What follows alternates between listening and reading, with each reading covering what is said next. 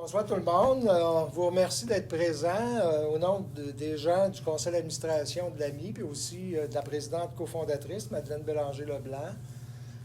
On tient à vous remercier. On tient aussi à manifester tout notre intérêt et surtout notre affection pour Elvie, ici, avec qui l'AMI, depuis plus de 15 ans, a mené des projets, en fait, différents projets, moins un peu depuis la pandémie, là, naturellement. Il y a eu aussi un changement au niveau des programmes d'aide et d'appui au projet dans les communautés, dans les pays d'intervention. Donc, c'est un honneur en même temps pour nous d'accueillir Elvie Maxineau, qui est responsable du centre Village de l'Espoir, centre SEDI VE. Le village de nous, on l'appelle le Village de l'Espoir, en fait, qui a aussi un pendant dans la région de Québec, mais qui est d'abord et avant tout en opération en Haïti, dans la région de Limbé, là, dans le nord. On va nous en parler plus au niveau des caractéristiques. C'est une région qui est un peu plus tranquille là, par rapport, parce que l'AMI, ça fait très longtemps que l'AMI est impliqué en Haïti. L'AMI est impliqué en Haïti depuis plus de 50 ans, surtout avec le groupe de l'Apocatière. Les gens de l'Apocatière ont constamment parrainé des enfants, mais aussi appuyé et parrainé des écoles là, dans le milieu. Donc, sur ce plan-là, en fait, notre présence de l'AMI en Haïti est fort importante. On a eu l'occasion, en fait, de réaliser des projets, dont, entre autres, un des projets importants là, qui permet à Elvie et à son équipe de poursuivre sa belle œuvre. Le centre, comme nous, on appelait ça le centre, c'est un centre communautaire là, qui a été réalisé. Ça nous a créé à un moment donné des problèmes parce que c'est un terrain qui était un peu particulier. Elle pourra nous en parler un petit peu tout à l'heure, mais finalement, c'est une belle œuvre. Puis aussi, bien, comme vous savez, l'Apocatière, au Collège Apocatière, en fait, on est aussi proche de Paramundo. Donc, Paramundo, c'est aussi avec ses stagiaires, les élèves, etc., est aussi présent là, dans la réalisation. Il y a aussi d'autres intervenants, là, dont d'autres gros ONG qui sont intervenus aussi dans la région. Sur ce, bien, écoutez, je vous remercie d'être présent à cet entretien. C'est un peu un entretien familial ou personnel avec Elvie dans le cadre de son séjour à Québec. Et je vous livre Elvie qui va nous faire un peu d'historique, qui va nous raconter les enjeux, les défis, etc.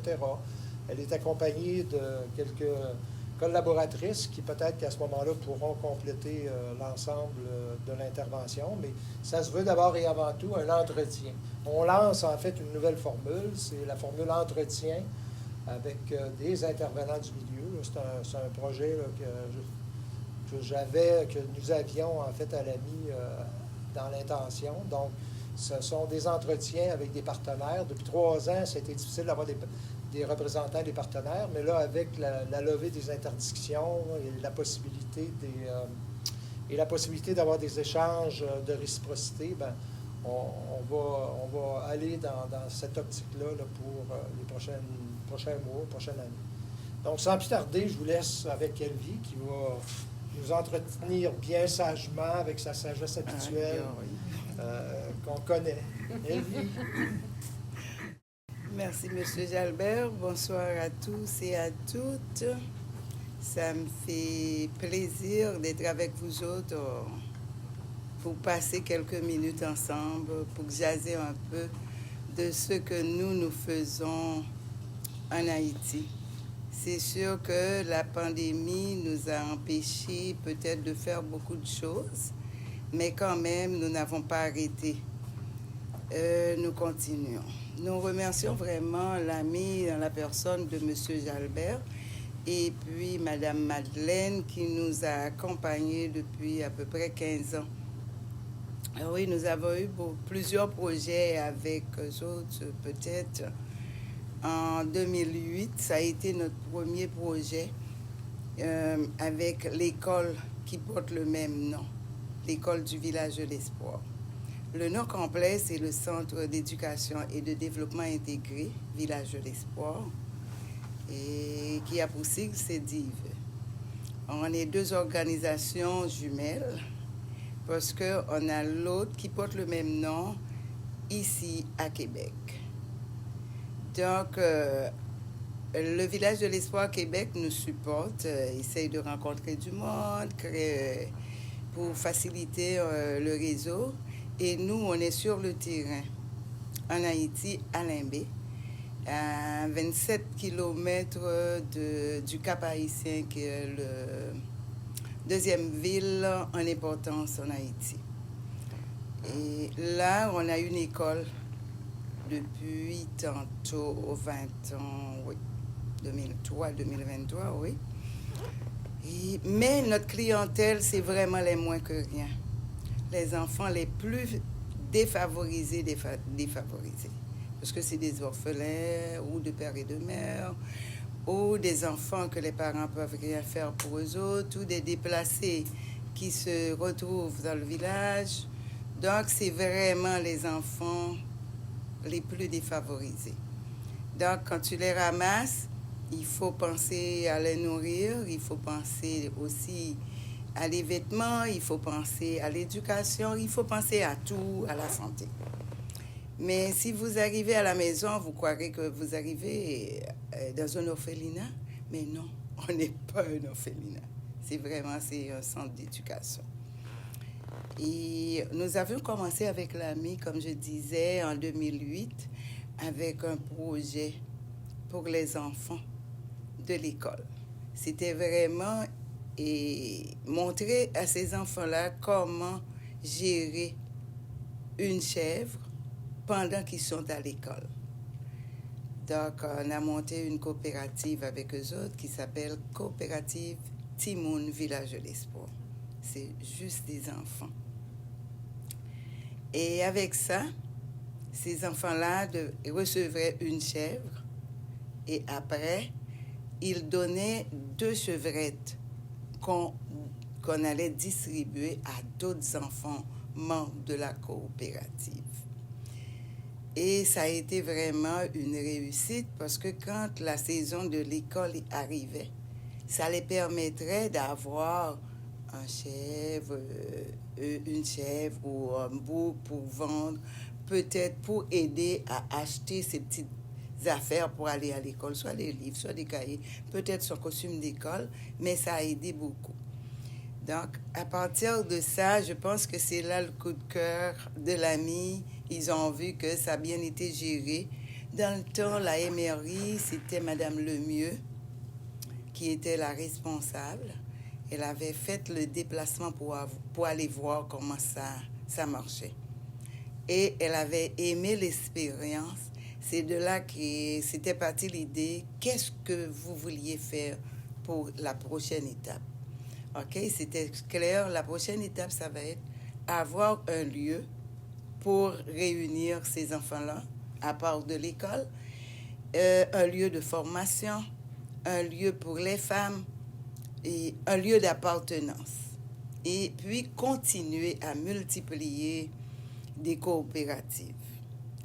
Et elle était revenue, elle a appelé l'AMI pour dire oui, que la mairie était prête à continuer. Et c'est là qu'est parti notre gros projet, je pense le plus gros, pour la construction de cette maison-là qu'on a surnommée MPS, Maison Partage du Savoir. Donc, on a eu beaucoup de difficultés, comme disait M. André. Beaucoup. C'est sûr que Limbé, ça fait partie des petites plaines qu'il y a en Haïti. Alors, on est dans une cuvette. Donc, dès que la pluie tombe, on est souvent inondé. Et malheureusement, notre maison se trouve dans cette partie inondable-là, puis c'est comme marécageux. Qu'est-ce qui est arrivé? Je pense la MRI a décidé, manque d'argent, il fallait couper. On avait coupé sur le budget, mais les activités, il n'y avait rien qui a été coupé. L'eau arrive. On avait Marimat avec nous autres comme coopérante. Et on arrive le matin, on pensait qu'on allait pouvoir traverser pour arriver parce que là, la base était déjà faite. Non. Marie avec ses bottes jusqu'aux genoux, mais l'eau dépassait les genoux. Mais elle était vraiment forte. On a décidé de mettre les pieds vraiment, de rentrer, puis d'aller voir. Puis ce qui nous a réveillés, c'est qu'il y avait une paire de tennis accrochée par-dessus, sur la tige, là où le fer arrivait de la base. Oh mon Dieu, ça veut dire que l'eau nous indique où on doit monter notre maison. Alors, quand on a rappelé le maître de construction, il a mesuré 4 pieds de haut. Alors, ça veut dire quoi dans notre budget? 4 pieds de haut de ciment, 4 pieds de haut de pierre, 4 pieds de haut de fer, 4 pieds de haut pour payer la main-d'œuvre. Alors, tout t'avait augmenté. Donc là, qu'est-ce qu'on fait? On pensait à une maison de 2 étages avec hébergement en haut. En réalité, après, on a dû faire appel à Paramundo et les jeunes ont ramassé de l'argent pour faire la marche en arrière. Après, c'était un autre groupe qui ramassait de l'argent. Daniel payait une porte, un autre payait une pan de mur, un autre payait une fenêtre. En tout cas, la maison a été construite vraiment premier étage, rez-de-chaussée, pour travailler. Donc, par la suite, c'est vrai, avec des dons, on a monté vraiment, pièce par pièce, la deuxième partie. Puis, je me rappelle quand Hugo Langelier, l'actuel secrétaire général de l'UPADI, est arrivé en 2015. Parce que nous, ça faisait plus de 10 ans qu'on était en arrière pour que LSGT, le programme Les Savoirs, les Gens de la Terre, rentre en Haïti. Mais ça prenait quand même que le partenaire ait de l'argent pour pouvoir aider à financer tout ça. Puis, mais nous, on n'avait pas d'argent. En 2009, la Brousse a eu de l'argent pour monter le projet. Alors, moi, je suis partie de chez nous pour aller dans la Brousse de Miragouane, dans le sud, les aider à mettre sur pied ce projet-là, faire la formation de formateur avec Michel Jandot. Quand lui, il est venu, là, en 2015, il dit « OK, là, on est prêt, on peut vous accompagner avec 2 groupements paysans. » J'arrive, on arrange « OK, tu veux aller à l'hôtel? Non, je vais dormir avec vous autres. » Alors, on prépare une chambre, il va dormir là. Mais il y a eu de la pluie et beaucoup de vent. Alors, les tuiles sont tombées, donc l'eau rentrait. Mais il était sage, il ne nous avait rien dit. Il est parti, puis il m'a dit, « Elvie, je veux vous envoyer 2 coopérants pour former un groupe de paysans qui est dans le riz. Alors, dans la filière riz. Alors, mais penses-tu, comment tu vas les héberger? » Je dis, mais tu vois, la condition de la maison n'est pas finie, les chambres sont là. Puis il a dit, OK, ce que je peux faire là, on ne va pas payer l'hébergement, la bouffe de ces coopérants-là, mais je vais demander qu'on te donne 5 000 $ et serais-tu capable de préparer une chambre comme ça doit pour que ces coopérants-là puissent venir? Dans le cas contraire, on serait obligé d'envoyer ces gens-là à l'hôtel et toi, tu vas nous retourner ce montant-là. Je dis, OK, il n'y a pas de problème. Il m'envoie les 5 000. J'ai préparé une chambre. Mais je ne sais pas toujours qu'est-ce que monsieur pensait. Et il envoie les coopérants en janvier. Et en mars, il retourne pour voir comment ils étaient installés et tout. Alors, c'est là qu'on mangeait sur la table. Il a dit, Elvie, je te félicite. C'est pourquoi, Hugo, Il a dit, mais moi, là, la première fois que j'ai dormi chez vous, je croyais être dans un poulailler. C'est quoi, oui. Puis il dit, mais ce qui m'a surpris, c'est de voir avec si peu d'argent, tu étais capable de préparer des chambres, 2 chambres de cette qualité, qu'on a un bureau, que tout était fermé, et puis de l'énergie, et puis un ventilateur. Donc, dis, non, ça m'a surpris, j'ose te le dire aujourd'hui. Donc, cette maison-là, c'est pour vous dire que ça a été pièce par pièce, une journée à la fois. Mais aujourd'hui, on a la capacité de recevoir au moins 10, 15, 20, même 20 personnes. Si on peut les mettre en 3 personnes ou 2 personnes par chambre, 2 lits dans une chambre. Puis on a vraiment un endroit. Bon, Daniel a été hébergé.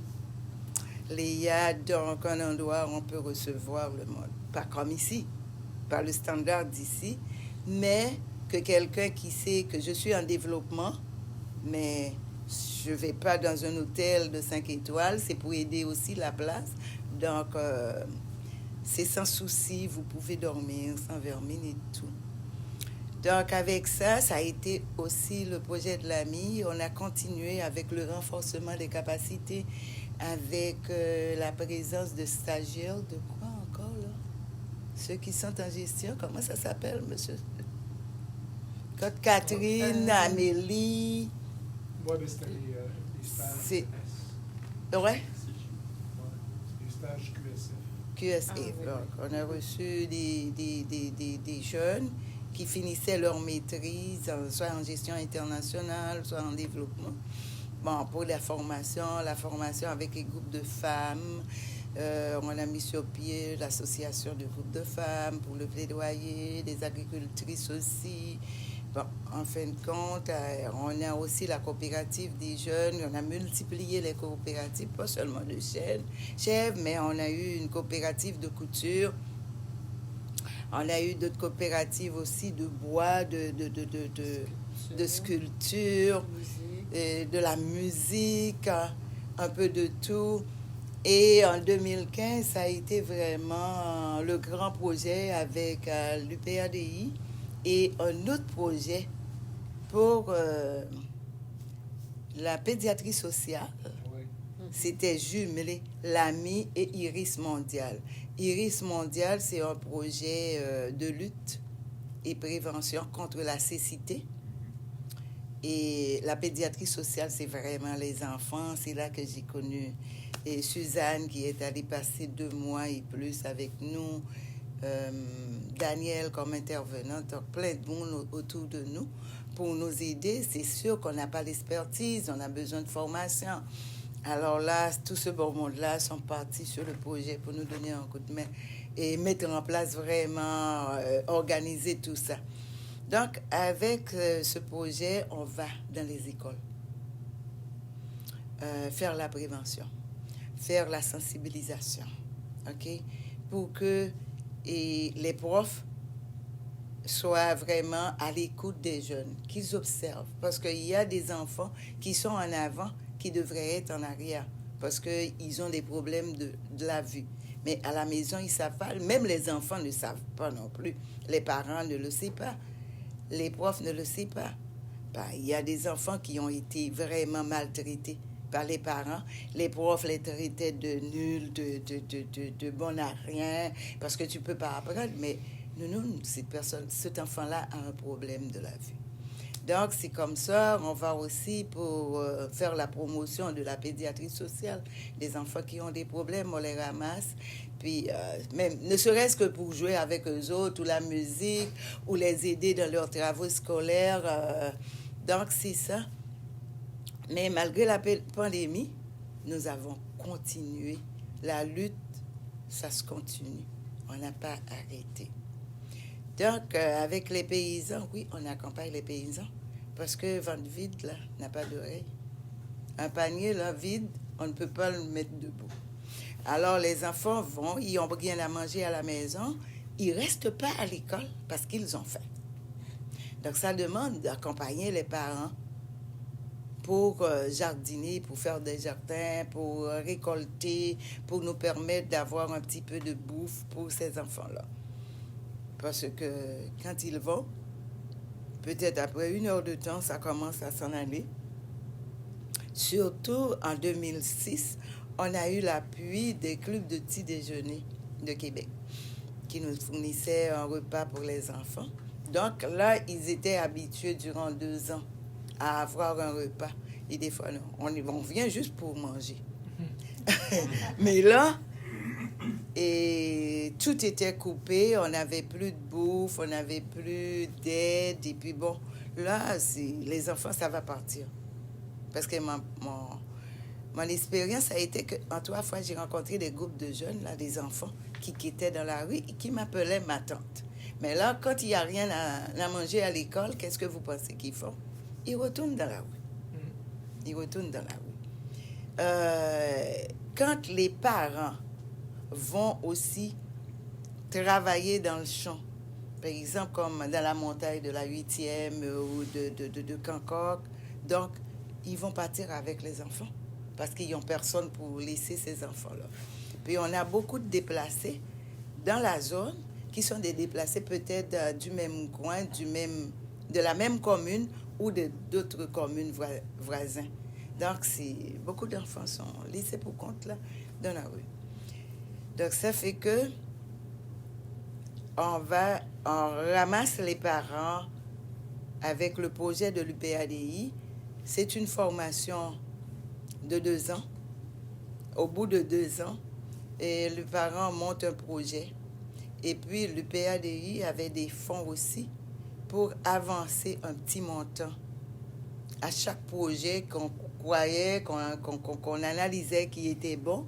Puis là, c'est un fonds pour les aider, un 20 000 Good City, pour les aider cette famille-là à augmenter. Si tu es planteur de riz, tu plantais 2 mamites, mais là, tu es capable de planter 4 ou 6. Augmenter ton revenu et pour avoir aussi plus de bénéfices, aider tes enfants. Et puis nous, on achetait, quand on peut, là, un petit peu aussi pour donner aux enfants, pour leur donner à manger. Donc, ça a été quand même un succès. En gros, je pense que j'ai pas mal fait le tour de ce qu'on a fait. Puis là, maintenant, on fait face vraiment à une réalité très dure. Je sais que tout le monde le sait, qu'à Haïti, il y a des groupes de gangs. Et c'est la jeunesse qui paye le prix. Et qu'est-ce qui se passe? Donc, ils vont ramasser les jeunes pour leur donner une âme. Comme disait Jimmy Cherizier, qui est le chef de gang des G9, qui dit quand tu touches à un, tu touches à tous les groupes de gangs. Et il dit que pourquoi les jeunes sont avec lui, c'est parce qu'il les offre une opportunité. Parce que ces jeunes-là ne vont pas à l'école. Parce qu'ils n'ont pas les moyens pour aller à l'école. Les parents ne sont pas capables de les envoyer à l'école. Ils ne sont pas capables de manger. Donc lui, il leur offre, les chefs de gang les offrent une opportunité. Leur offrir une âme pour tuer, pour faire n'importe quoi. Et en retour, leur donner à manger. Puis nous, notre virage, là, c'est vraiment changer ça. Nous, nous voulons offrir vraiment l'éducation à ces jeunes-là qui n'ont personne pour les aider à aller à l'école. Les offrir une éducation. Les offrir de la bouffe. Les offrir aussi l'opportunité d'apprendre un métier pendant qu'ils sont à l'école. Quand ils vont terminer, ceux qui ne peuvent pas se rendre jusqu'à la philo pour terminer, mais qui vont se rendre en 6e année, mais en 6e année, ils vont être capables soit de faire de la couture, soit de faire de la peinture, de faire quelque chose d'autre pour gagner leur vie. Puis s'ils veulent continuer, peut-être avec le peu qu'ils vont gagner, ça va leur permettre de mettre quelques sous de côté ou d'acheter un petit peu de ce qu'ils ont besoin pour continuer l'école. Rendu terminant la 3e cycle aussi, qu'ils aient autre chose entre les mains pour gagner leur vie. Et quand ils vont terminer, aussi les accompagner à développer ce qu'on appelle l'entrepreneuriat pour qu'ils puissent rester dans le pays, reconstruire le pays. Mais si on part pas à la base avec les enfants, leur donner le goût pour aimer la terre, travailler la terre pour se nourrir, ça ne marchera pas non plus. Donc, qu'est-ce qu'on a besoin? D'un système d'éducation forte. On sait qu'on n'a pas de gouvernement. Ils n'ont pas l'argent pour le faire. Alors, qu'est-ce qu'on fait? Moi, je lance un appel à tous pour participer à ce combat-là. C'est pas seulement, je ne vois pas le village de l'espoir, seulement l'école du village de l'espoir, mais on voit toutes les écoles en Haïti. C'est d'essayer de voir si on est capable de faire ça à l'école.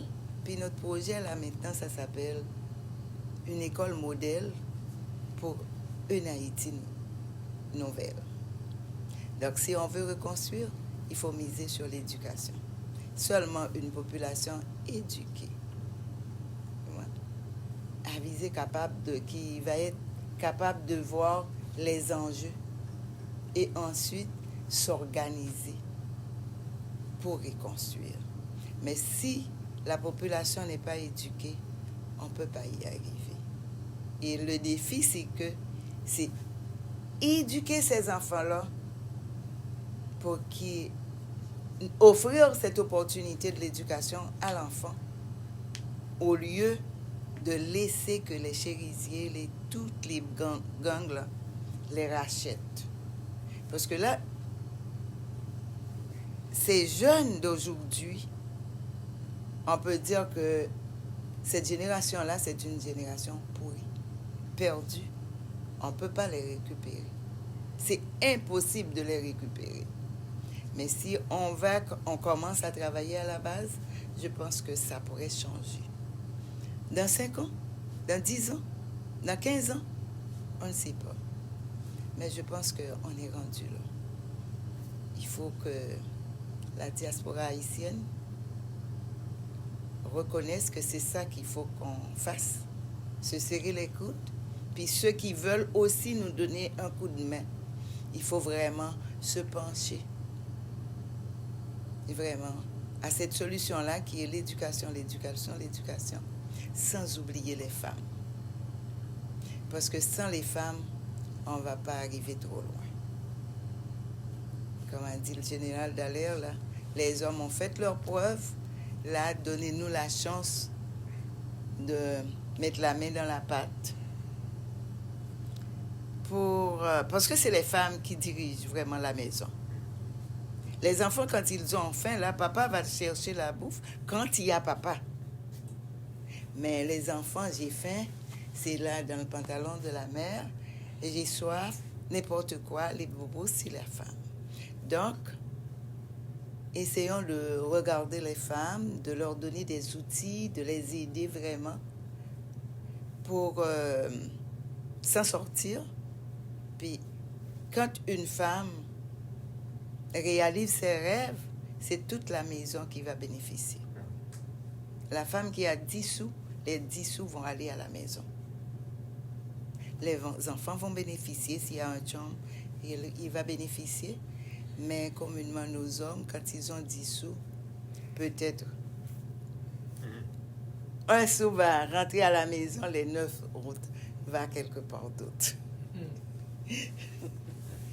Je ne sais pas si ça se passe comme ça chez nous, grand frère, mais en Haïti, c'est ça pareil. Et les femmes ont beaucoup de difficultés. Bon, avant, les femmes, là, les parents ne donnaient pas la priorité aux femmes pour aller à l'école. C'est les gars, parce qu'ils n'ont pas confiance en nous. Mais au moins, mon père, lui, il a fait l'expérience. Il a compris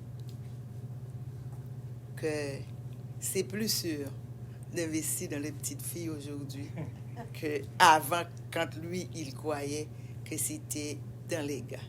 parce que là, il est resté avec 4 filles. Et c'est ces 4 filles qui prend soin de lui, qui s'occupe de lui. Bon, ben écoutez, ça a été un entretien fort intéressant avec Elvie. C'est une belle expérience. Ça nous a permis de mieux comprendre la réalité d'Haïti, d'une certaine façon, mais surtout de Limbé et du village de l'Espoir. Ouais, vous avez... Ah oui, posez la question. Ah, OK. Donc, ben, écoutez, on veut remercier encore une fois notre ami Elvie, là, qui a du partenariat aussi avec d'autres intervenants qui viennent à ce moment-là supporter, appuyer, en fait, de beaux projets. C'est sûr que c'est un grand défi, on le réalise. Fait que si à ce moment-là, il y a des gens qui veulent nous aider les différents partenaires, aider le village d'Espoir, l'AMI par rapport en fait à l'ensemble des besoins, on a vu que les enjeux sont très importants. Les moyens, dépendant des périodes, c'est plus difficile un peu. Donc, il y a toujours lieu là, d'avoir une préoccupation, une pensée justement pour aider le village d'Espoir et surtout aider Elvie Maxineau là, dans sa recherche finalement de solutions pour, entre autres, la jeunesse de son milieu, qui, comme elle nous l'a dit, avec un message très humain, elle nous a fait comprendre en fait une situation qui n'est pas facile, mais en même temps, c'est un grand défi de vie. Elle veut sauver une génération de jeunes, puis en même temps avoir une approche éducative qui va leur permettre d'avoir un métier peut-être et à ce moment-là de pouvoir gagner les fonds. Donc encore une fois, on vous remercie. On vous souhaite un bon séjour en fait avec nous au Québec, puis on vous souhaite là, de revenir prochainement. Là. La période a été plus longue, je sais que c'est plus difficile.